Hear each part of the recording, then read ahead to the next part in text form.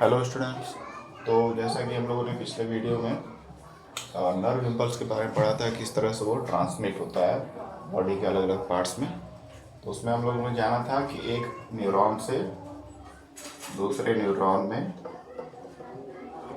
Message transfer होता है electrical impulse के फॉर्म में, जो ब्रेन से सिग्नल है एक न्यूरॉन से दूसरे न्यूरॉन में ट्रांसफ़र होता है। और इस तरह से ट्रांसफ़र होते होते लाखों करोड़ों की जो संख्या है न्यूरॉन की, उनके थ्रू हमारा सिग्नल बॉडी के एक पार्ट से दूसरे पार्ट तक पहुंचता है। ठीक है। और दो न्यूरॉन के बीच में जो स्पेस होता है उसको सिनेप्स बोलते हैं। और उसी सिनेप्टिक एरिया में एक केमिकल निकलता है जिसका नाम होता है न्यूरो। न्यूरो मतलब ब्रेन से रिलेटेड और ट्रांसमीटर मतलब ट्रांसमिट करने वाला, यानी ब्रेन के सिग्नल को ट्रांसफर करने वाला केमिकल न्यूरो। दो न्यूरॉन के गैप के जो छोटे से गैप होते हैं उसके बीच में बनता है और इलेक्ट्रिकल इम्पल्स को केमिकल फॉर्म में चेंज हो जाता है और फिर वो वापस इलेक्ट्रिकल में फॉर्म में चेंज होकर आगे बढ़ता जाता है। तो इस तरह से नर्व इम्पल्स के बारे में हम लोगों ने पढ़ा था। उसके बाद एक बात और समझना है कि नर्व इम्पल्स एक ही डायरेक्शन में होता है। ठीक है, ये नहीं कि इधर ही जा रहा है और उसी डायरेक्शन में वापस आ रहा है। मतलब एक पाथवे जो फॉलो कर रहा है न्यूरॉन के सेल्स के द्वारा, जो एक साथ क्रम में अरेंज है, तो वो एक ही डायरेक्शन में चलता रहता है, फ्लो। हाँ हाँ। और उसके बाद हम लोग रिफ्लेक्स एक्शन पढ़ने जा रहे थे। रिफ्लेक्स एक्शन यानी कुछ ऐसी एक्टिविटीज़ बॉडी में होती हैं किसी स्टिमुलस के प्रति रिस्पॉन्स देने के लिए, जो अचानक से हो जाती है अपने आप, जैसे छींकना, खांसना, पल के झपकना, या कोई चीज़ गर्म या ठंडा छू लिए, बहुत ज़्यादा टेम्परेचर चेंज है उसमें, तो उससे क्या होगा कि फिर उससे भी हम लोग हाथ वगैरह हटा लेते हैं। तो अचानक से जो ये एक्शन होता है किसी डिफरेंट कंडीशन, किसी डिफरेंट स्टिमुलस के केस में अपने आप जो होता है, जिसमें हमारा कंट्रोल नहीं होता, उसको रिफ्लेक्स एक्शन बोलते हैं। अब रिफ्लेक्स एक्शन को समझने के लिए कुछ बेसिक चीज़ों को समझना पड़ेगा, इसलिए हम लोग नर्वस सिस्टम को एक बार फिर से देखेंगे। ये सब चीज़ें हम लोग पहले भी डिस्कस किए थे, कुछ छोटे पॉइंट, कुछ नए पॉइंट ऐड हुए हैं, तो इनको एक बार फिर से हम लोग देख लेते हैं, है ना। तो नर्वस सिस्टम जो है उसको दो ब्रॉड कैटेगरी में रखा गया, दो कैटेगरीज बनाई गई। एक तो है central nervous system, that is CNS. Central nervous system यानी हमारे नर्वस सिस्टम का सबसे मुख्य भाग, सेंट्रल पार्ट, जिसका जो बना होता है किससे, ब्रेन और स्पाइनल कॉर्ड से। ठीक है, हमारे नर्वस सिस्टम का जो सेंट्रल पार्ट है वो ब्रेन और स्पाइनल कॉर्ड से बना है। इन दोनों को हम लोग सेंट्रल नर्वस सिस्टम नाम से जानते हैं, सीएनएस से जानते हैं। दूसरा पार्ट है PNS, peripheral nervous system. Periphery मतलब चारों तरफ। जैसे यहाँ फिगर में आप देख रहे होंगे, ये फिगर मैंने पहले बनाया था पहले दिन, कि ये बॉडी हमारा मान लीजिए है, तो ब्रेन हमारा स्कल के अंदर है, खोपड़ी के अंदर यहाँ पर, और उससे लगा हुआ एक थ्रेड जैसा स्ट्रक्चर होता है जो पूरे रीढ़ की हड्डी से होता हुआ जाता है, हमारे पीठ तक जाता है, जहाँ पे हमारा बैक एंड होता है। ठीक है, तो ये हमारा ब्रेन हो गया, और ये थ्रेड जैसा स्ट्रक्चर जो हमारे ब्रेन से कनेक्टेड होता है, इसको स्पाइनल कॉर्ड बोलते हैं। तो ये हमारा सेंट्रल पार्ट है, सेंट्रल नर्वस सिस्टम है, नर्वस सिस्टम का सेंट्रल पार्ट है ये। और इस स्पाइनल कॉर्ड से साइड बाय साइड बहुत सारे ब्रांचेस निकली होती हैं, नसों जैसी, जैसे ब्लड वेसल्स होते हैं, उस तरह से समझ सकते हैं हम लोग कि महीन महीन ट्यूबुलर स्ट्रक्चर होती हैं जो इस स्पाइनल कॉर्ड से निकली होती हैं और ब्रांच होकर पूरे बॉडी में फैली रहती हैं, चाहे वो हाथ हो, पैर हो और बॉडी पार्ट्स हो, तो उसको बोलते हैं नर्व्स। ठीक है, नर्व्स यानी कह सकते हैं सिंपल भाषा में नसें, जिससे नर्व इम्पल्स ट्रांसफ़र होता है। जैसे नर्व ब्लड को ट्रांसफ़र होने के लिए ब्लड वेसल चाहता है, सिमिलरली जो ब्रेन के सिग्नल है या नर्व इम्पल्स है उसको ट्रांसफ़र होने के लिए कोई रास्ता चाहिए, कोई ट्यूबुलर स्ट्रक्चर चाहिए, तो वो ट्रांसफ़र होता है नर्व से। ठीक है, अब नर्व जो होता है वो भी ब्लड सप्लाई से कनेक्टेड ही रहता है, ये नहीं कि केवल इसमें नर्व इम्पल्स जाता है, जहाँ जहाँ भी कोई चीज़ मूव कर रहा है वहाँ ब्लड तो होगा ही, तो ये ब्लड से कनेक्टेड रहता है नर्व हमारा, जिसमें नर्व इम्पल्स फ्लो करता है with the help of neuron cell. Neuron cell जो सिनेप्स बनाकर लगातार नर्व इम्पल्स को ट्रांसफर करने में हेल्प करते हैं। तो कुछ इस तरह का नेटवर्क रहता है हमारे बॉडी में, है ना, या बड़े ऑर्गेनिज्म में। मोस्टली हम लोग ह्यूमन की बात कर रहे हैं। तो नर्वस सिस्टम के दो पार्ट्स माने जाते हैं। अब नर्वस सिस्टम क्या है, जैसे डाइजेस्टिव सिस्टम होता है, एक्सक्रीटरी सिस्टम होता है और लाइफ सपोर्टिंग जो सिस्टम होता है, उसी तरह से हमारा नर्वस सिस्टम है। और नर्वस सिस्टम का सबसे मेन काम है कंट्रोल और कोऑर्डिनेशन करना। सारे बॉडी ऑर्गन सही से काम कर रहे हैं, कंट्रोल में कर रहे हैं, सबके साथ एक दूसरे का कोऑर्डिनेशन है, इसी को कंट्रोल करता है हमारा नर्वस सिस्टम। और ये नर्वस सिस्टम के दो ब्रॉड कैटेगरी, दो पार्ट्स हैं, है ना। तो ये तो हो गया नर्वस सिस्टम के पार्ट्स, दो मेजर कैटेगरी की बात। अब उसके बाद जैसे ये समझ लीजिए कि नर्वस सिस्टम जो है पहले के लाइफ प्रोसेस हम लोगों ने जो पढ़ा है उससे कनेक्टेड है। जितने भी बॉडी ऑर्गन काम करते हैं हमारे बॉडी में, ह्यूमन बॉडी में या जो भी एनिमल्स की बॉडी में, तो नर्वस सिस्टम क्या करता है? नर्वस सिस्टम करता है कि सभी को कोऑर्डिनेट करता है, चाहे डाइजेशन हो, रेस्पिरेशन हो, एक्सक्रीशन हो, सब सही से काम करे सारे बॉडी ऑर्गन एक साथ, तो उसमें हेल्प करता है हमारा नर्वस सिस्टम। ठीक है, ये कंट्रोल कोऑर्डिनेशन का एक सेंटर है। अब पेरिफेरल नर्वस सिस्टम जो नर्व्स हैं पूरे बॉडी में फैले हुए हैं, इनको भी दो कैटेगरी में रखा गया है, एक ऑटोनॉमस नर्वस सिस्टम और एक non autonomous nervous system. Autonomous nervous system उनको बोलते हैं जहाँ पे ऑटोमेटिकली, ऑटोनॉमस मतलब स्वायत्त, स्वायत्त या अपने से अपने आप होने वाला। तो जब अपने आप कुछ एक्टिविटीज़ होती है बॉडी में तो उसको कौन कंट्रोल करता है? ऑटोनॉमस नर्वस सिस्टम, जो पेरिफेरल नर्वस सिस्टम का ही पार्ट है। ठीक है, ये नर्व्स के दो कैटेगरी हैं, ऑटोनॉमस नर्वस सिस्टम और नॉन ऑटोनॉमस नर्वस सिस्टम, या फिर इसको वॉलेंटरी नर्वस सिस्टम भी बोलते हैं सेकंड वाले को। तो ऑटोनॉमस नर्वस सिस्टम में ऐसी फिजिकल एक्टिविटी बॉडी में होती है जिन पे हमारा इच्छा अनुसार कंट्रोल नहीं रहता, हम सोच समझ के उसको कंट्रोल नहीं कर सकते हैं, तो ऑटोनॉमस नर्वस सिस्टम देखता है काम। नॉन ऑटोनॉमस नर्वस सिस्टम या नर्व वो होते हैं जो वॉलेंट्री होते हैं, जिसको हम लोग सोच समझ के कंट्रोल कर सकते हैं, हमारे इच्छा पर डिपेंड करता है कि वो नर्वस सिस्टम किस तरह से वर्क करेगा, है ना। तो यहाँ पे अपना कंट्रोल हमारा होता है वॉलेंट्री, मतलब स्वेच्छा से, अपनी इच्छा के अनुसार हम लोग कुछ एक्टिविटी को कंट्रोल करते हैं, वो जिस नर्व्स के द्वारा कंट्रोल होती हैं उनको हम लोग नॉन ऑटोनॉमस नर्वस सिस्टम बोलते हैं। ठीक है, तो ये चीज़ बात होगी। फिर हम लोगों ने basic unit of nervous system, nervous system का सबसे छोटा और बहुत ही महत्वपूर्ण जो पार्ट है वो क्या है? न्यूरॉन या नर्व सेल। इसके बारे में भी अच्छे से पढ़ लिया था, इसके पूरे स्ट्रक्चर के बारे में। साथ ही साथ हम लोग नर्व इम्पल्स से कैसे ट्रांसफ़र होता है, मतलब न्यूरॉन की हेल्प से नर्व इम्पल्स कैसे ट्रांसफ़र होता है, ये भी समझ लिया है। अब आता है main part, neuron, type of neuron. Type of neuron हमको समझना है। ठीक है, न्यूरॉन के टाइप्स, न्यूरॉन के टाइप्स कितने होते हैं? एक होता है सेंसरी न्यूरॉन, दूसरा मोटर न्यूरॉन, तीसरा रिले न्यूरॉन। अब ये टाइप ऑफ न्यूरॉन बहुत जल्द समझना ज़रूरी है, क्योंकि इसको समझेंगे तभी हमको समझ में आएगा कि किस तरह से जो प्रोसेस होता है रिफ्लेक्स एक्शन का, उसमें क्या क्या रोल होता है न्यूरॉन्स का। सेंसरी न्यूरॉन जो है सेंस करता है, ये हमारे सेंस ऑर्गन में होता है। हमारे पास बॉडी में तो बहुत 5 सेंस ऑर्गन है ना। एक है ईयर सुनने के लिए, एक नोज स्मेल करने के लिए, एक आई देखने के लिए, और स्किन टच के लिए, और क्या हो गया, और कौन सा ऑर्गन रह गया? Ear, nose, eye, skin and tongue. Tongue यानी कि जीभ, टेस्ट करने के लिए, है ना। तो 5 सेंस ऑर्गन हमारे बॉडी में, तो यानी पांचों ऑर्गन एक ही जगह सीमित तो है नहीं, जैसे माउथ का टंग तो सीमित है, स्किन तो हर जगह फैला है। तो इस तरह से पूरे बॉडी में सेंसरी न्यूरॉन्स होते हैं जो हमारे सेंस ऑर्गन को सेंस करने में हेल्प करते हैं। और इनका काम क्या रहता है सेंसरी ऑर्गन का? इनका काम होता है कि सेंस ऑर्गन से नर्व इम्पल्स को ब्रेन तक पहुंचाएं। मान लीजिए जैसे यहाँ पर हमारे हाथ पे यहाँ पे कुछ चोट लगा, तो यहाँ से सिग्नल जाएगा सीधे कहाँ तक? अंदर अंदर अंदर ब्रेन तक जाएगा, है ना। तो ऐसे नहीं जाएगा, पहले यहाँ से जाएगा स्पाइनल कॉर्ड तक, फिर स्पाइनल कॉर्ड से जाएगा ब्रेन तक। ठीक है, तो सेंसरी न्यूरॉन जो होते हैं उनका काम क्या होता है? नर्व इम्पल्स को या ब्रेन के सिग्नल को, जो भी हमको एक्सपीरियंस हुआ है, गर्मी, ठंडा, मारपीट, कुछ भी फील हुआ है बॉडी पर, वो नर्व के थ्रू जाता है स्पाइनल कॉर्ड तक, स्पाइनल कॉर्ड से सीधे ब्रेन तक पहुंचता है। ठीक है, ब्रेन के पास पहुंचेगा तो ब्रेन जो है एनालाइज करेगा चीज़ों को। जैसे कंप्यूटर का जो सीपीयू होता है, सेंट्रल प्रोसेसिंग यूनिट, उसी तरह से ब्रेन हमारा सेंट्रल प्रोसेसिंग यूनिट है, और वो प्रोसेस करता है कि क्या हुआ है, और प्रोसेस करने के बाद रिजल्ट भेजता है, तो वो फिर मोटर न्यूरॉन के थ्रू वापस आता है। तो सेंसरी न्यूरॉन सेंस किया हमारा बॉडी, और भेज दिया सिग्नल जो है ब्रेन के पास कि मैंने कुछ सेंस किया है। फिर मोटर न्यूरॉन के थ्रू ब्रेन वाला वापस जवाब आता है कि ब्रेन ने क्या प्रोसेस किया है, क्या ऑर्डर दिया है।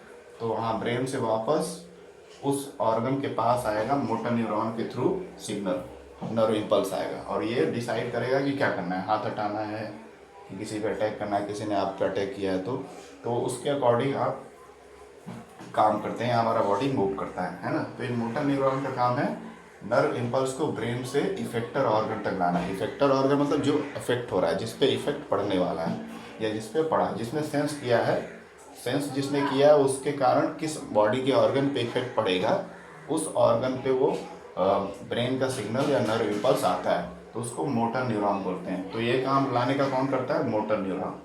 तीसरा है रिले न्यूरॉन। रिले न्यूरॉन का काम है कि सेंसरी न्यूरॉन और मोटर न्यूरॉन के बीच में इंटरकनेक्शन बनाए। जैसे कि हम लोग ब्लड वेसल्स पढ़ते हैं, आर्टरीज, वीन्स, कैपिलरीज, है ना। तो ब्लड वेसल्स में आर्टरी ऑक्सीजनेटेड ब्लड करता है सप्लाई, वीन्स डीऑक्सीजनेटेड ब्लड, और बीच में कैपिलरीज भी हेल्प करता है छोटे छोटे ऑर्गन में ब्लड सप्लाई करने के लिए, है ना। तो सिमिलरली हमारे सेंसरी ऑर्गन, सेंस ऑर्गन से ब्रेन तक सिग्नल उड़ जाता है, बीच में हमारा रिले न्यूरॉन हेल्प करता है ना। और मोटर न्यूरॉन क्या करता है? ब्रेन से वापस रिप्लाई वाला नर्व इम्पल्स लाता है उस ऑर्गन के पास, और रिले न्यूरॉन बीच में इंटरकनेक्ट करता है इम्पल्स को लाने और ले जाने के लिए। तो ये 3 तरह के न्यूरॉन होते हैं जिनका फंक्शन होता है कि सही तरीके से नर्व इम्पल्स पहुँचे ब्रेन तक, या ब्रेन से नर्व इम्पल्स वापस ऑर्गन तक आए, है ना। तो ये हो गया। तो इसको थोड़ा सा अच्छे से समझ लेते हैं। ओके, इसको मिटा देते हैं।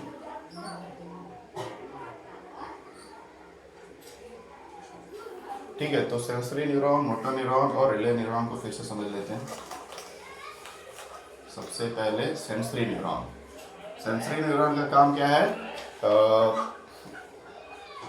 इट ट्रांसमिट्स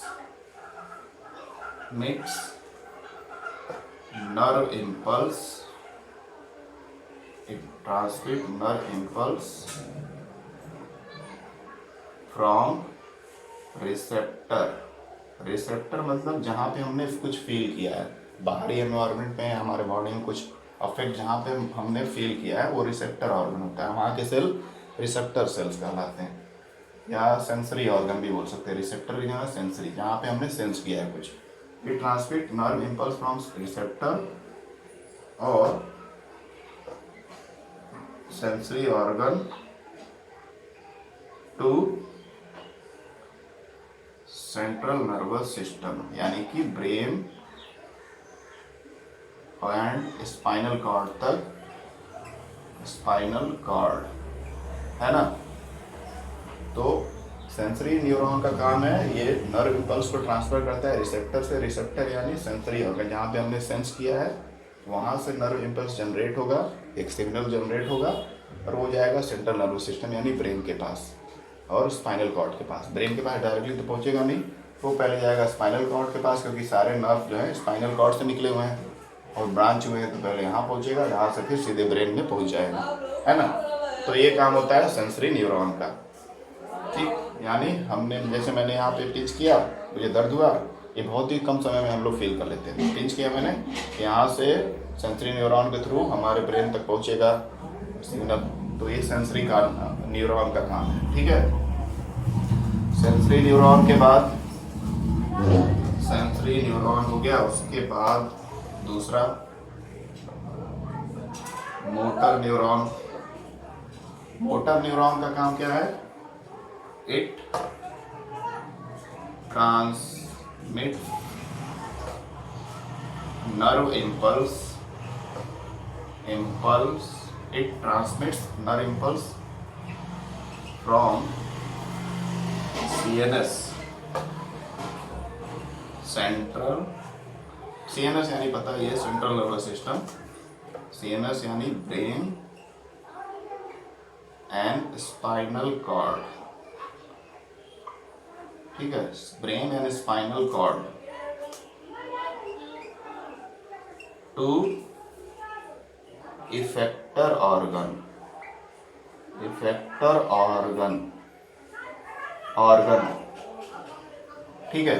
तो मोटर न्यूरॉन जो होते हैं, जो दूसरे टाइप के न्यूरॉन है, इनका काम है कि ब्रेन से जो प्रोसेस हुआ, जो मैसेज गया था उसमें प्रोसेस होगा, और ब्रेन डिसीजन लेगा, है ना। ब्रेन जो है डिसीजन लेगा कि क्या करना है, तो वो डिसीजन लेकर एक सिग्नल जो है कहाँ पर भेजेगा, वापस उस ऑर्गन के पास जहाँ पे इफेक्ट दिखेगा। जैसे मैंने कुछ टच किया, ये गर्म है तो मैंने टच किया, और तुरंत मैंने हाथ हटा लिया। इसी प्रोसेस में सब कुछ हो गया, हाथ हटा भी लिया, टच भी किया। तो टच किया मैंने इस पार्ट को, है ना, तो फिर ब्रेन से सिग्नल आया, मसल्स पे दबाव पड़ा और मसल्स को सिग्नल आया कि सिकुड़े। मसल सिकुड़ेगा तो हमारा हाथ जब बोन से मुड़ेगा, और हाथ मैंने हटा लिए। तो मैंने सेंस किया हाथ से, और सिग्नल जो ब्रेन से आया मोटर न्यूरॉन के थ्रू वो आया कि आप हाथ हटा लीजिए, गर्मी बहुत ज़्यादा है ना। तो इफेक्टर ऑर्गन हमारा क्या है? हाथ। हाथ हटने का प्रोसेस जो है, हाथ हमारा हटा, हाथ हमारा एक इफेक्टर ऑर्गन है जिस पे इफेक्ट पड़ रहा है ना। तो मोटर न्यूरॉन क्या करता है? Transmit the nerve impulse from central nervous system to effector organ. Central nervous system यानी ब्रेन से या स्पाइनल कॉर्ड से जो सिग्नल आता है प्रोसेस होकर वो इफेक्टर ऑर्गन तक पहुंचता है, और जैसा प्रोसेसिंग होता है उसके अनुसार वो बॉडी ऑर्गन लिफ्ट होता है, हटता है, या कुछ भी होता है। ठीक है। या हम लोग को कोई पिंच करता है तो हम चिल्लाते हैं और हट भी जाते हैं थोड़ा सा। तो इस तरह के कई सारे रिएक्शन देखने को मिलते हैं अलग अलग स्टिमुलस के केस में, है ना। तो ये हो गया मोटर न्यूरॉन। मोटर न्यूरॉन का काम है नर्व इम्पल्स को सेंट्रल नर्वस सिस्टम से यानी ब्रेन और स्पाइनल कॉर्ड से प्रोसेस जो हो चुका है उसको इफेक्टर ऑर्गन तक लाना। उस ऑर्गन तक लाना जहाँ पे इफेक्ट हमको देखने को मिलेगा, है ना। उस ऑर्गन तक लाना है हमको जहाँ पे इफेक्ट देखने को मिले। Now third type relay neuron. Relay neuron का काम वही है जैसे कैपिलरी ब्लड कैपिलरीज का जिस तरह से होता है उससे कंपेयर कर सकते हैं। तो रिले न्यूरॉन,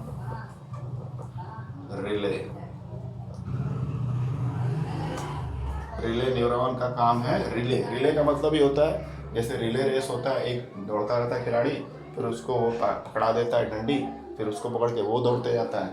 तो एक कंटिन्यूटी बनाने के लिए, जैसे ब्लड फ्लो होने में भी कैपिलरी क्या करता है, आर्टरी और वेन्स के साथ मिल करके ब्लड को हर एक पार्ट तक पहुंचाते हैं, कंटिन्यूटी बनाए रखता है ब्लड का। सिमिलरली रिले न्यूरॉन भी दोनों से कनेक्ट होता है, मतलब सेंसरी न्यूरॉन से भी और मोटर न्यूरॉन से, और सिग्नल को हर जगह पहुंचाने में हेल्प करता है। It connects with sensory and motor neurons, sensory and motor neurons. It connects with sensory and motor neurons to transmits nerve impulse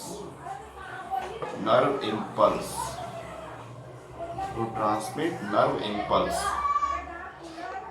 ठीक है। तो ये जो रिले न्यूरॉन है इसका काम है कि ये सेंसरी न्यूरॉन से भी जुड़ा रहता है और साथ ही साथ ये किससे जुड़ा रहता है, मोटर न्यूरॉन से, और उस जिस तरह को सिग्नल जा रहा है उसमें वो हेल्प करता है, दोनों तरफ ही जुड़ा रहता है और एक तरह से जंक्शन का काम करता है यानी बिचौलिए का काम करता है ना। तो it connect with sensory and motor neuron to transmit the nerve impulse. ठीक है, ये हो गया क्लियर। ये सारी चीज़ें क्लियर हो गई होंगी। तो 3 तरह के न्यूरॉन हैं और इनको रोल समझना बहुत ज़रूरी है। ओके, चलिए ये पूरा स्ट्रक्चर समझ गए। ब्रेन, स्पाइनल कॉर्ड और नर्व्स इससे निकले हैं। नर्व्स के भी बहुत सारी कैटेगरी होती हैं। क्रेनियल नर्व, जो खोपड़ी या स्कल के अंदर जो नर्व्स होते हैं उनको क्रेनियल नर्व्स बोलते हैं। यहाँ भी अंदर भी ब्रांचिंग होती है। और चेस्ट वाला जो एरिया होता है उसको स्पाइनल नर्व बोलते हैं, क्योंकि स्पाइन होता है, रीढ़ की हड्डी हमारे चेस्ट के एरिया तक। और एक होता है विसरल नर्व। तो 3 तरह के नर्व होते हैं। ओवरऑल आप केवल नर्व समझिए। नर्व्स के भी ऐसे 3 कैटेगरी है। जो नर्व्स हैं, नर्व्स की अगर हम लोग देखा जाए तो 3 कैटेगरी है, उसको डिटेल में आपको नहीं पढ़ना है फिलहाल। नर्व्स में पहला क्रेनियल नर्व। क्रेनियल मतलब जो क्रेनियम के अंदर हो। क्रेनियम यानी जो होता है हमारा खोपड़ी, है ना, उसको क्रेनियम बोलते हैं। तो खोपड़ी के अंदर भी नर्व्स फैले होते हैं, ब्रेन की नसें फैली होती हैं सिग्नल को ट्रांसफ़र होने के लिए, है ना। ये नहीं कि यहाँ पे ब्रेन है तो यहाँ पे नर्व चाहिए, नहीं, हर जगह होता है। तो जो खोपड़ी के आसपास होता है यानी खोपड़ी के अंदर, क्रेनियम के अंदर जो होता है नर्व्स, उनको क्रेनियल नर्व्स बोलते हैं। दूसरा होता है जो चेस्ट एरिया में होता है, उसको हम लोग स्पाइनल नर्व बोलते हैं, स्पाइनल नर्व। और तीसरा जो होता है विसरल नर्व, विसरल यानी बॉडी के अंदरूनी पार्ट्स के बीच में भी नर्व होता है, उसको हम लोग विसरल नर्व बोलते हैं। Visceral, VISCERAL, visceral nerves. ठीक है, विसरल नर्व्स। तो 3 types of nerves are there. One is cranial nerve, it is found inside the cranium और near the brain area. Spinal nerve, it is found near the thoracic area. Thoracic मतलब chest area में जो होता है, गर्दन से लेकर के कमर तक जो एरिया होता है उसको थोरैकिक एरिया बोलते हैं। उसको वहाँ पे जो नर्व्स पाए जाते हैं उनका नाम स्पाइनल नर्व बोला गया है। और विसरल नर्व्स यानी जो बॉडी के अंदरूनी पार्ट्स के अंदर भी जो नर्व्स फैली रहती हैं उसको विसरल नर्व बोलते हैं। ठीक है, तो ये हो गया। अब इसके बाद तो ये नर्व्स के बारे में समझ में आ गया। तो इन सब चीज़ों को ध्यान में रखकर हम लोग पढ़ेंगे रिफ्लेक्स एक्शन, है ना। ये सारी चीज़ें क्लियर हो गई। तो थोड़ा सा रिफ्लेक्स एक्शन को पढ़ लेते हैं, समझ लेते हैं क्या होता है रिफ्लेक्स एक्शन। इन टर्म्स के बेसिस पे ही रिफ्लेक्स एक्शन ज़्यादा अच्छे से आएगा। रिफ्लेक्स एक्शन का तो हमको पता चल गया है। चलिए कोई डायग्राम बना के समझते हैं कि मान लेते हैं कि ये हमारा स्किन है। ठीक है, ये क्या है हमारा स्किन, और स्किन है इस मतलब हैंड का स्किन है, हाथ का स्किन है। हमने किसी गर्म चीज़ को छू लिया, है ना, हॉट चीज़ को छू लिया। तो यहाँ पर स्टिमुलस क्या है,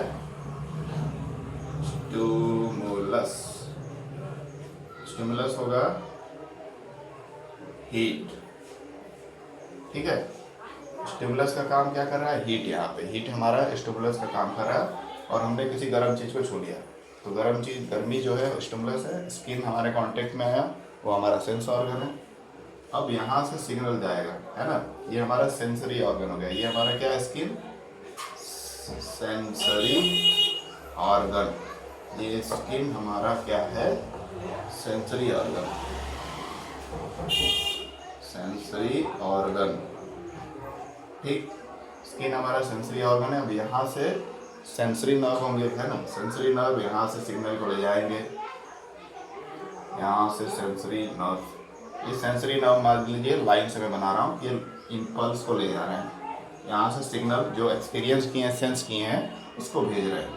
तो ये हमारा हो गया सेंसरी नर्व।